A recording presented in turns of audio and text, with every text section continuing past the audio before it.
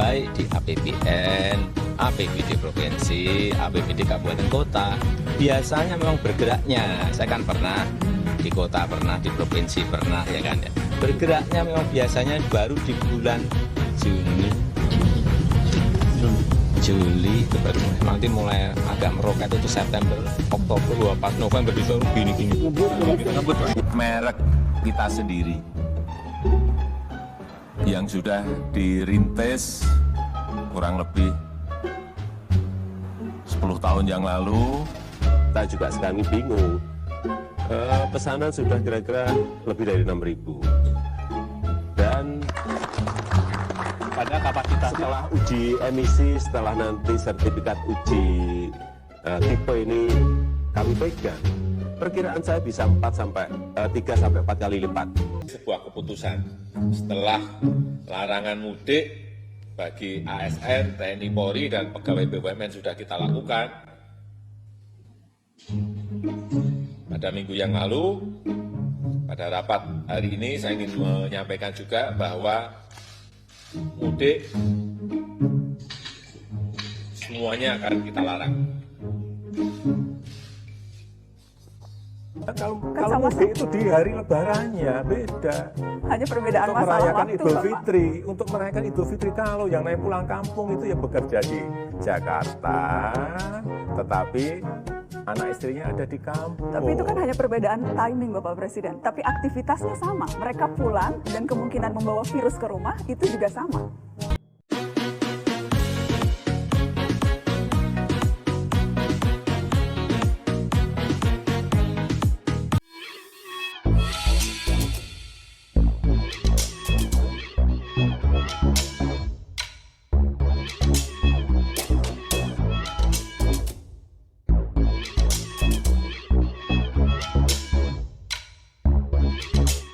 Tonton video ini sampai selesai agar Anda tidak gagal paham.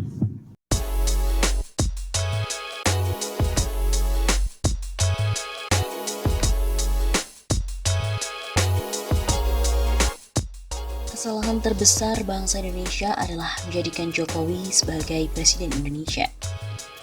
Sampai detik ini, tulisan ini adalah ditulis oleh Legend Marinir Purnawirawan Soeharto. Detik ini juga ia tidak pernah menganggap Jokowi sebagai presiden.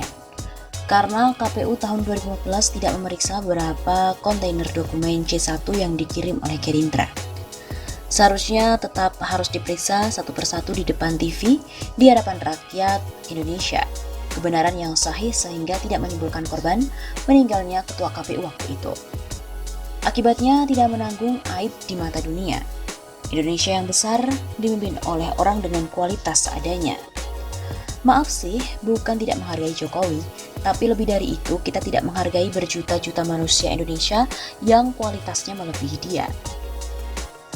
Saya hanya meminta pada siapapun yang mendesain dia sebagai presiden, entah dia seorang politisi, entah dia taipan atau jenderal, sekalipun baik yang jenderal kehormatan atau yang jenderal asri.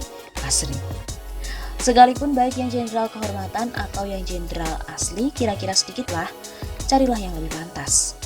Aib ini juga aib kalian, aib kita bersama di mata dunia. Bagaimana kita mau menemukan kemakmuran negeri ini kalau pilih presiden saja belum bisa? Kedepan saya kira kita jangan sampai salah, khusus untuk para taipan. Sadarlah bahwa kalian adalah bagian dari bangsa ini. Contohlah Pak Kwik Kian-gi yang sudah melebur total sebagai bagian dari bangsa Indonesia. Buang jauh-jauh pikiran sebagai bagian dari Cungko. Itu kuno dan kuno sekali. Bela Indonesia yang telah membesarkan kalian, yang telah menjadikan kalian kaya raya. Jangan ikuti syahwat teritorial RRC. Sekarang kalian gelar karpet merah untuk mereka. Berikutnya dia menginjakkan kaki di karpet merah itu. Berikutnya lagi menginjak kepala kita termasuk kepala kalian. Buktinya mereka sudah menjadi ratusan ribu di negeri kita dan membawakan ideologi mereka komunisme di mana akan melumat kita semua dan termasuk kalian juga. Sadarlah, mari kita sama-sama juga dengan tanah yang penuh berkah dan tanah yang sangat agamis, kita bersatu padu menghadapi musuh yang ada di rumah kita.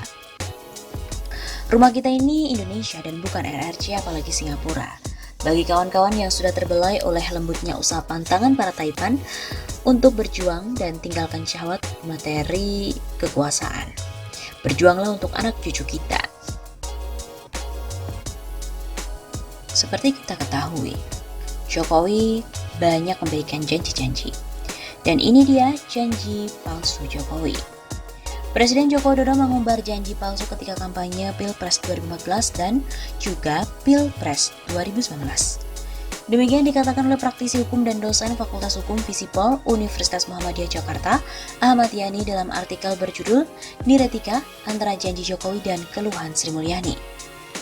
Kata Ahmad Yani, 2014 Jokowi berjanji bahwa pengangkatan Jaksa Agung tidak akan mengambil orang dari partai politik. Janji itu diingkari di muka pasca dilantik tahun 2014. Selanjutnya tahun 2014 juga Jokowi menjanjikan bahwa para menteri tidak boleh dijabat oleh ketua umum partai. Diingkari sendiri oleh Jokowi. Kemudian ia juga membentuk kabinet ramping serta profesional. Justru malah membentuk kabinet dengan porsi yang gabuk dan syarat dengan politik balas budi serta bagi-bagi kekuasaan.